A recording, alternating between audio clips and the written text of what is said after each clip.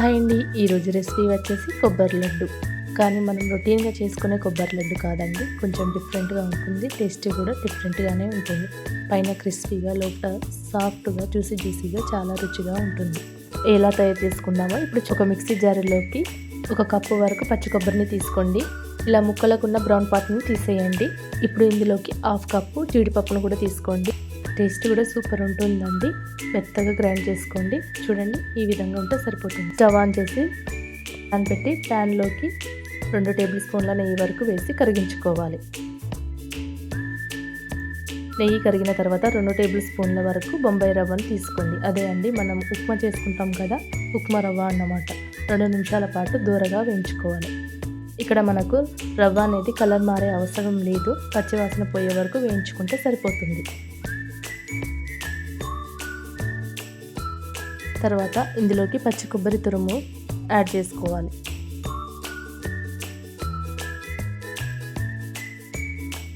ఇలా కొబ్బరి పొడి వేసిన తర్వాత స్టవ్ని మీడియం ఫ్లేమ్లో పెట్టి వేయించుకోవాలి. ఇలా పొడి పొడిగా ఉంటుంది. సో ఈ విధంగా ఫ్రై చేసుకుంటే సరిపోతుంది.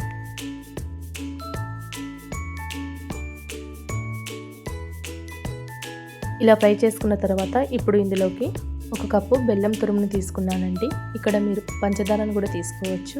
నేనైతే ఇక్కడ బెల్లంను తీసుకున్నాను. ఇలా బెల్లం వేశాక బాగా కలుపుకుంటూ ఉడికించుకోవాలి. బెల్లం అనేది కరిగిపోయి మెత్తగా స్మూత్గా అవుతుంది. చూడండి, ఇప్పుడు దీన్ని బాగా దగ్గరికి వచ్చే వరకు కంటిన్యూస్గా కలుపుకోవాలి. ఇప్పుడు ఇందులోకి కొన్ని పాలను తీసుకుందాం. పాలు అనేటివి కొంచెమే వేసానండి, మీ ఇష్టం, ఎక్కువ కూడా వేసుకోవచ్చు. నేనైతే కొంచెమే వేసాను. పాలు వేయడం వలన స్మూత్గా ఉంటుంది. చూడండి, ఇలా మెత్తగా కలిసేలా కలుపుకోవాలి. ఇలా కలుపుకున్న తర్వాత గ్యాస్ ఆఫ్ చేసి చల్లారనివ్వాలి. ఇది చూడండి, చల్లారింది. చల్లారాక కొంచెం మిశ్రమాన్ని తీసుకుని లడ్డూలాగా చేసుకోవాలి. చూడండి, ఈ సైజులో చేసుకుంటే సరిపోతుంది. మొత్తం అన్నీ ఇలానే ప్రిపేర్ చేసుకోవాలండి. మనకు లడ్డు అయితే రెడీ అయిపోతుంది. ఇప్పుడు ఈ లడ్డును పక్కన పెట్టేసుకోవాలి. చూడండి, ఇలా అన్నీ ఒకసారి ప్రిపేర్ చేసుకుంటే సరిపోతుంది.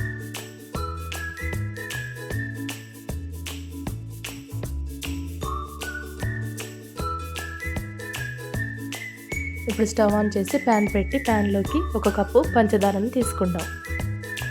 ఇక్కడ మనం పంచదారతో పాకం పట్టడం లేదండి, క్యారమిల్ చేసుకుంటున్నాం. పంచదారని ఇలా స్ప్రెడ్ చేసుకోవాలి. మంటను లో ఫ్లేమ్లో పెట్టుకొని మధ్య మధ్యలో కలుపుకుంటూ ఉడికించుకోవాలి. చూడండి, కలర్ లైట్గా ఉన్నప్పుడే దించేసుకోవాలి, లేదంటే చేదు అనేది వస్తుంది. ఇక్కడ చూడండి, లైట్ కలర్లో ప్రిపేర్ అవ్వాలి. క్యారమిల్ వేడిగా ఉన్నప్పుడే కొబ్బరి లడ్డును ఇందులో వేసుకొని ఒక్కొక్కటిగా డిప్ చేసుకుంటూ తీసుకోవాలి. ఇక్కడ నేనైతే ప్లేట్కి నెయ్యిని అప్లై చేసుకున్నానండి, అంటుకోకుండా ఉంటాయి.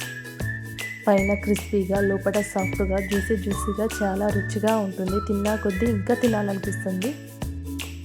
దీన్ని ప్రిపేర్ చేయడం కూడా చాలా ఈజీ అండి, తప్పకుండా ట్రై చేయండి. చాలా బాగుంటాయి, పిల్లలు కూడా ఇష్టంగా తింటారు. సో ఫ్రెండ్స్, ఈ రెసిపీ నచ్చితే లైక్ చేసి మన ఛానల్ని సబ్స్క్రైబ్ చేయండి. Thank you for watching.